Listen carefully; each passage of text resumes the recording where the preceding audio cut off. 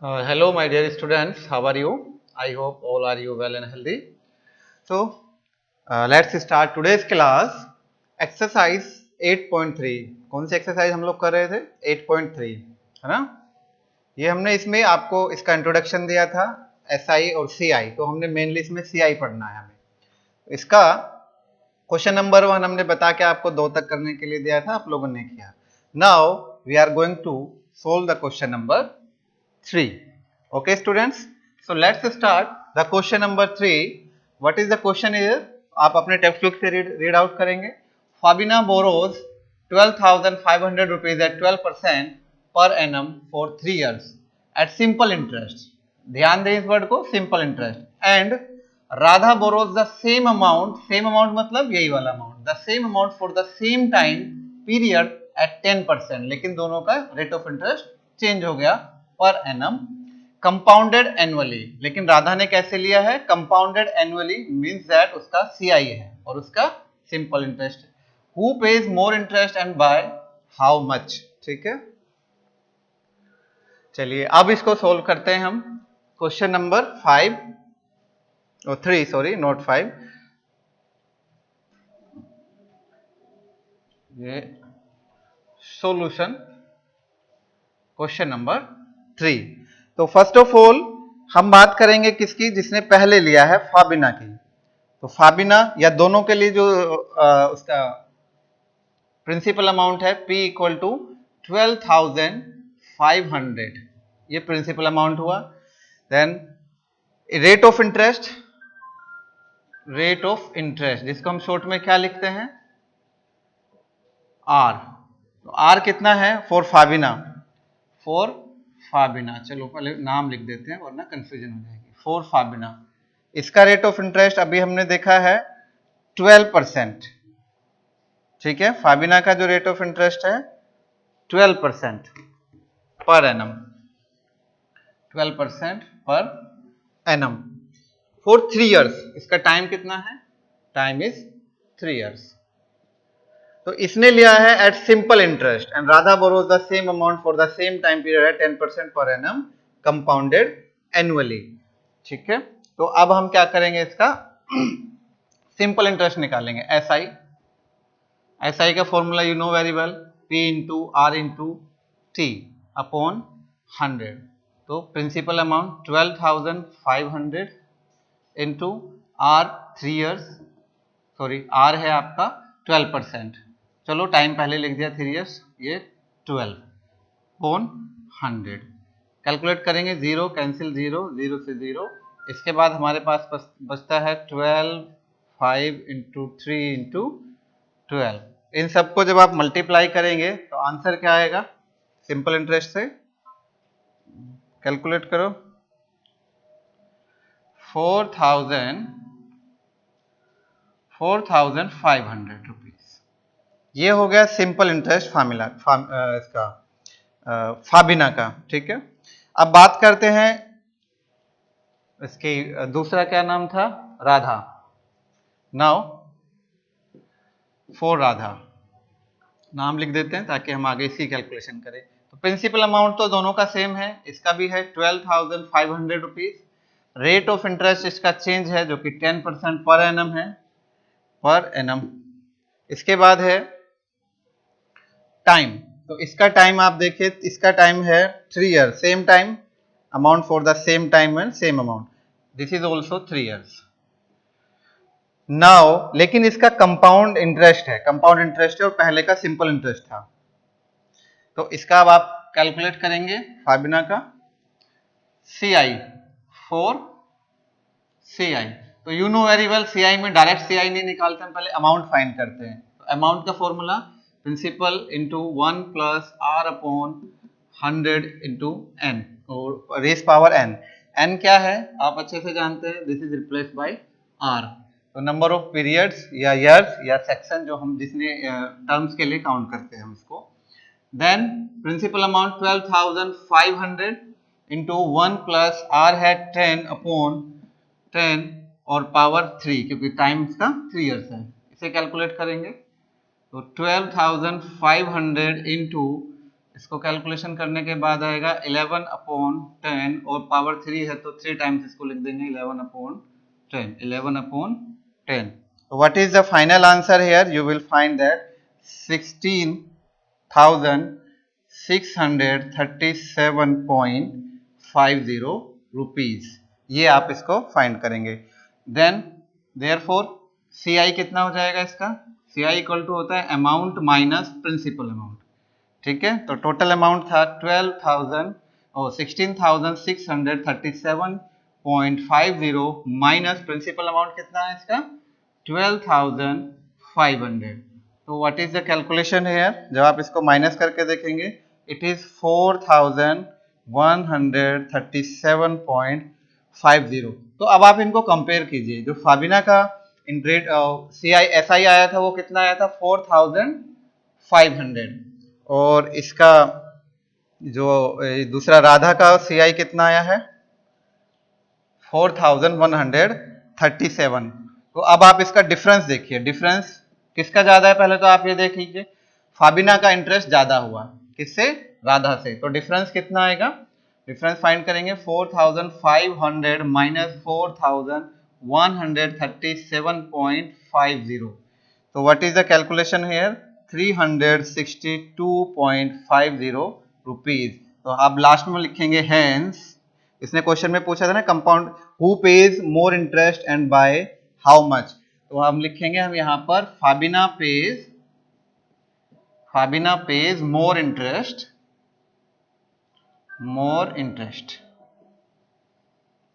ठीक है, ये इसका आंसर हो गया. और कितना लिखा है वो ऊपर लिखा हुआ आंसर में इतना. समझ में आया बच्चों? तो ये कंपाउंड इंटरेस्ट और सिंपल इंटरेस्ट दोनों एक साथ हमसे कैलकुलेट करा लिए गए हैं. ठीक है, नेक्स्ट क्वेश्चन. इसके बाद ये क्वेश्चन होने के बाद अब अगले क्वेश्चन पे देखते हैं. नेक्स्ट क्वेश्चन है हमारा. हमने देखा कि क्वेश्चन नंबर 5, 6, 8 सिमिलर क्वेश्चन है. 7 तो इजी है, पीछे की तरह है. तो हम यहाँ देख रहे हैं कौन कौन सा 5, 6, 7, 8 एक जैसे हैं. तो I decided to solve question number 6 here. तो 6 करते हैं, उसके बाद एक जैसे क्वेश्चन है, आप इसको बाकी को कर लेंगे. Question number 6. First of all read the question. What is the question given here? Arif took a loan of rupees 80,000 from a bank. If the rate of, देखो उसने लोन लिया है बैंक से आरिफ ने, जैसे ऊपर फाबिना ने और राधा ने लिया. If the rate of interest is 10% per annum, rate of interest 10% per annum, find the difference in amounts he would be paying after 1.5 years. If the interest is, दो तरह से इंटरेस्ट काउंट करना है, compounded annually and compounded half yearly. तो यहाँ से दोनों ही हमें क्लियर हो जाएगा कि क्वेश्चंस में हमें कंपाउंड हाफ ईयरली कैसे करते हैं और एनुअली कैसे कैलकुलेट करते हैं. ठीक है, सो कम सॉल्यूशन लिखते हैं फिर से इसका. सॉल्यूशन नंबर 6 में अब आप एक एक जैसे उसने पॉइंट दिए हैं उसी तरह आप कैलकुलेट करेंगे. तो सबसे पहले हम लिखेंगे principal amount, that is rupees 80,000. Arif ने 80,000 रुपीज बोरो किया, बैंक से लोन लिया. If the rate of interest कितना था? 10%. तो आर कितना है बच्चों? R is 10%. और रिमेंबर पर एनम दिया गया कि साल का 10% है. Find the difference in amount after. अच्छा, टाइम कितना दिया है? टाइम दैट इज एन भी हम लिखते हैं इसको, आपको बताया कंपाउंड इंटरेस्ट के लिए 1.5 years. 1.5 years, या आप इसको लिख सकते हैं 3/2 years. ठीक है, 3/2 years. Now for the first solution इसने पूछा है कि कंपाउंडेड पहले के लिए आप इसको लिखेंगे as a heading compounded annually. When compounded annually. तो एनुअली जब कंपाउंड करता है उसमें हम इसको कैलकुलेट करेंगे. ठीक है, तो कंपाउंड एनुअली में आप देखेंगे तो प्रिंसिपल अमाउंट तो कोई चेंज नहीं होगा, बट रेट भी वही रहेगा और टाइम भी, क्योंकि सब एनुअली ही दिया गया है. देन तो यूजिंग सीधा लिखेंगे यूजिंग फॉर्मूला. कौन सा फॉर्मूला? Amount in CI. तो amount in CI equal to A amount equal to P into 1 plus R upon 100 raise power n. Values put करेंगे.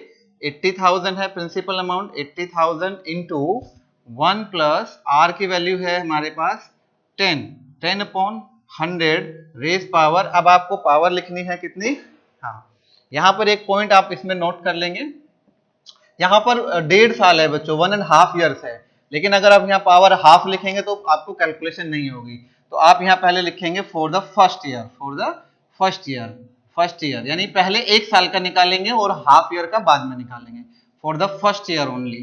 तो 1 साल का, इसलिए हमने टाइम क्या लिखा यहाँ पर, n इक्वल टू 1 लिख दिया।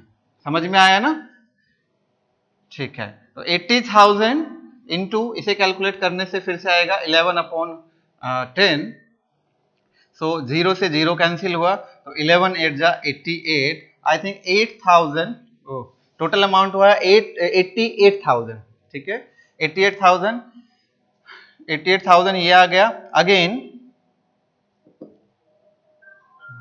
Again for the half years, for the remaining half year, जो हाफ ईयर बची है उसके लिए हाफ ईयर, तो उस हाफ ईयर के लिए आप कैसे करेंगे, सीआई के फॉर्मूले से फाइंड कर सकते हैं, आधे साल के लिए, यानी हाफ अमाउंट आपका क्या हो जाएगा इस बार, जो प्रिंसिपल अमाउंट है, जो टोटल अमाउंट है वो प्रिंसिपल अमाउंट को कैलकुलेट कर लेंगे हम।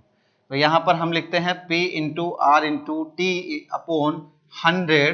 तो अब बच्चों इस बात को ध्यान रखेंगे, P की वैल्यू इस बार हम 88,000 यूज करने वाले हैं, ना कि 80,000। क्यों है ऐसा? ऐसा इसलिए है क्योंकि हम सीआई निकाल रहे हैं और आधे साल के लिए पिछला अमाउंट पूरा लेकर के उसको प्रिंसिपल हम मानेंगे। तो रेट आपका वही रहेगा 10%, बट टाइम आपका हाफ ईयर है, तो 1/2 अपॉन 100, ठीक है। 1010, इससे ये 0, 1 2 से ये कैंसिल, और आप ये आ जाएगा आपका कितना, 4400, ये आएगा 4,400 रुपीज हाफ ईयर्स का। देयरफॉर टोटल अमाउंट कितना हो जाएगा बच्चों, यहाँ टोटल अमाउंट हो जाएगा आपका, टोटल अमाउंट 80 लिख देते हैं, क्योंकि अमाउंट तो पहले भी लिखा, टोटल के लिए T लिख देते हैं। 88,000 ऑलरेडी है हमारे पास, प्लस 4,400 प्लस किया, इट इज 92,400, ठीक है, ये आया। दिस इंप्लाइज, या देयरफॉर हम लिख सकते हैं CI, तो CI कितना हो जाएगा, you know very well, amount minus principal amount. तो अमाउंट को यहाँ 80 लिख रहे हैं क्योंकि हम टोटल अमाउंट लेके चलेंगे, तो टोटल अमाउंट है 92,400 माइनस 80,000, तो ये आ जाएगा 12,400 रुपीज। समझ में आया बच्चों? ये आया आपका पहले का आंसर, फर्स्ट का, जब कंपाउंडेड कैसे हुआ, एनुअली। तो इसको याद रखेंगे, हमारा इंटरेस्ट आया 12,400, ठीक है। अभी बाकी करने के लिए स्पेस नहीं है, तो इसी को हम रफ कर देते हैं, ठीक है, लेकिन टोटल अमाउंट में बचा के रखूंगा ताकि हमें उससे कंपेयर कर सके बाद में, ओके। नाउ अगेन सेकंड, जो सेकंड वाला क्वेश्चन पूछा है इसमें, for the second when compounded half yearly,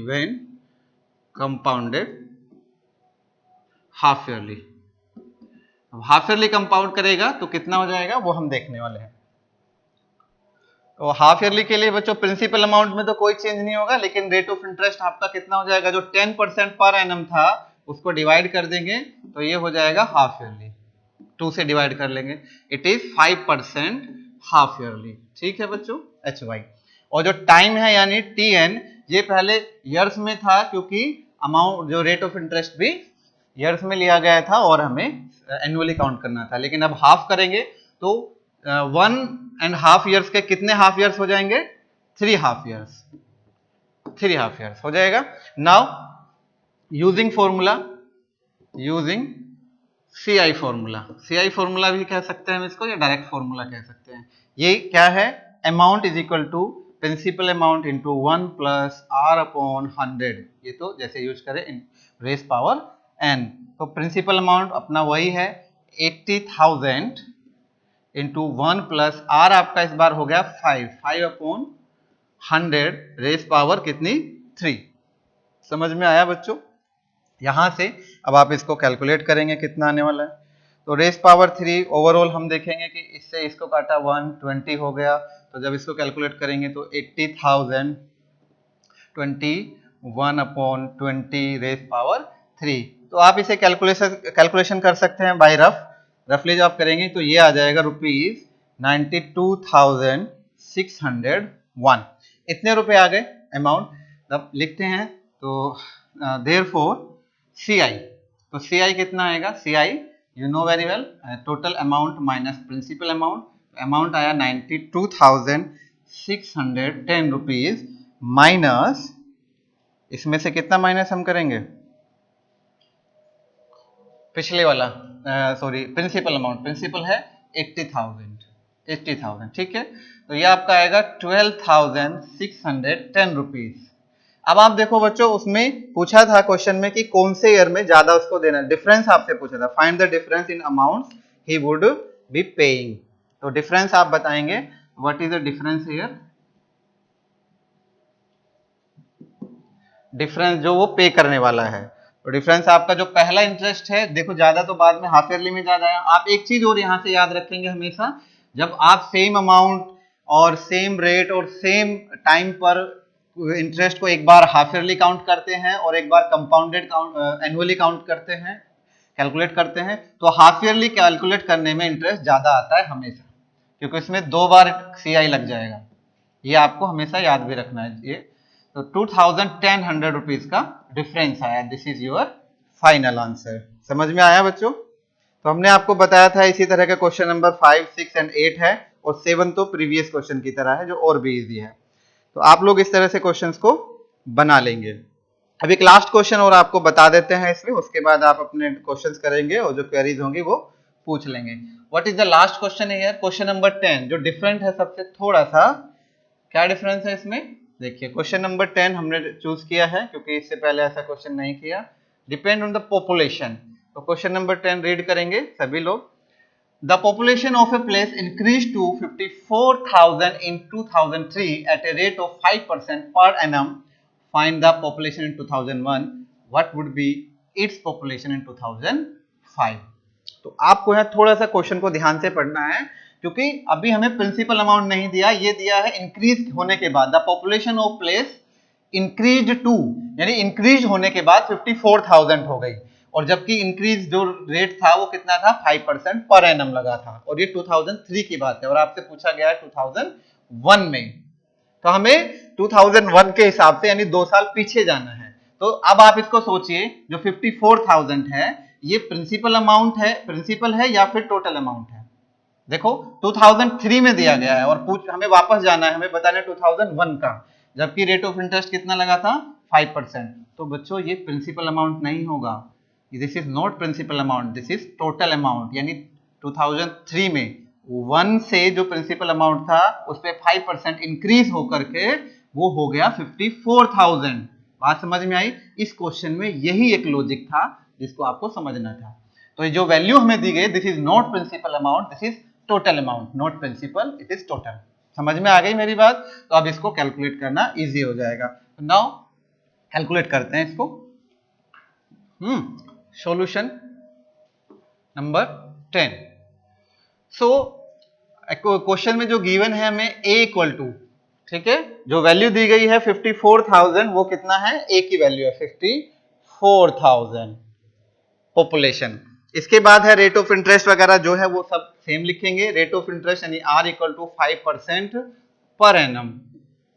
then time कितना है? अब आप खुद ही देखिए 2001 में कितना था वो पूछा गया है, और 2005 का गिवन है, ठीक है।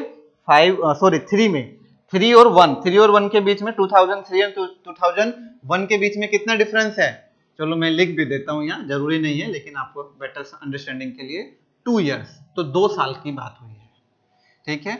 2 इयर्स और एनुअली काउंट करना है। देन या देयरफॉर यूजिंग द फॉर्मूला, हमने आपको एप्लीकेशंस में बताया था कि फॉर्मूला सिर्फ इंटरेस्ट के लिए नहीं होता, बहुत सारे अलग इसके एप्लीकेशन है। पॉपुलेशन के लिए, बैक्टीरियाज के लिए, किसी का वैल्यू घटने के लिए, बढ़ने के लिए फॉर्मूला हम यूज करते हैं।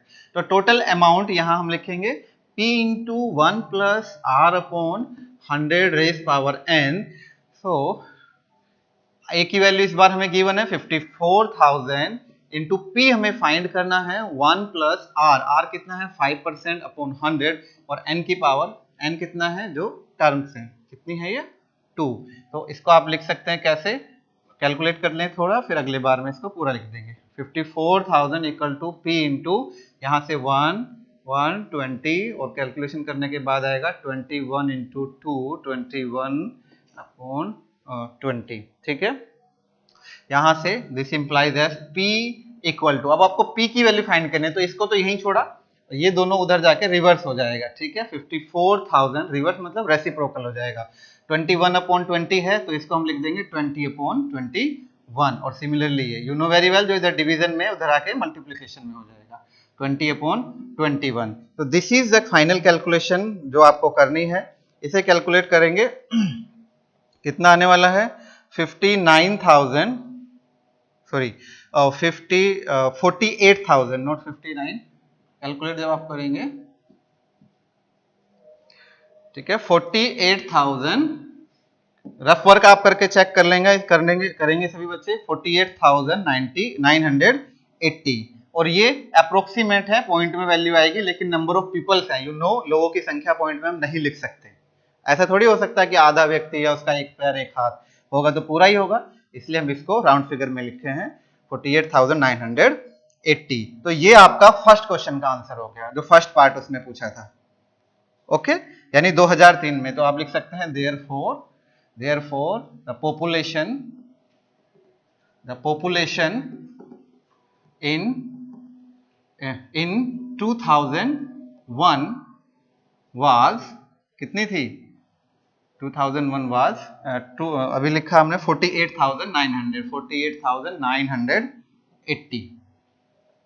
ये हो गया आपका इसका। अब दूसरा आपको इसको कैलकुलेट करना है क्वेश्चन, इसका सेकंड पार्ट यहीं पे हम कर लेंगे, थोड़ा छोटा ही हो जाना चाहिए। सेकंड में पूछा था कि फिर पॉपुलेशन 2005 में कितनी होगी, फॉर 2005 पॉपुलेशन इन 2005। तो 2005 के लिए अब आपको कैसे करना है, प्रिंसिपल तो चेंज हो जाएगा इस बार। आपका प्रिंसिपल अमाउंट जो शुरू से जो 2003 में था, आप यहां से ले सकते हैं प्रिंसिपल अमाउंट, जो 2003 में था उसको आप प्रिंसिपल अमाउंट लेंगे यहाँ पर 54,000। ठीक है, 54,000 प्रिंसिपल अमाउंट हुआ। रेट ऑफ इंटरेस्ट सेम है 5% per annum, no change. And time अब आपको देखना है, आपने 2003 का लिया है, किसका लिया है, 2003, तो इन 2003 की बात थी ये, और आपको काउंट करना है 2005 में, तो टाइम कितना हो जाएगा, 2 इयर्स। समझ में आया। Therefore हम डायरेक्टली लिखते हैं इसका a equal to p into 1 plus same formula r upon 100 raise power n, then a equal to p की वैल्यू है 54,000 into 1 plus 5 upon 100 raise power 2, 54,000 1 plus इसको कैलकुलेट किया, 5 1 5 5 20, तो 21 अपॉन 20 रेज पावर 2। इसको जब आप कैलकुलेट करेंगे, ठीक है, यहां तक आने के बाद फिर से आप रफ वर्क काम करके इसको लिखेंगे, ये आएगा आपका 59,535। तो हेंस लास्टली आप क्या लिखेंगे, हेंस द पॉपुलेशन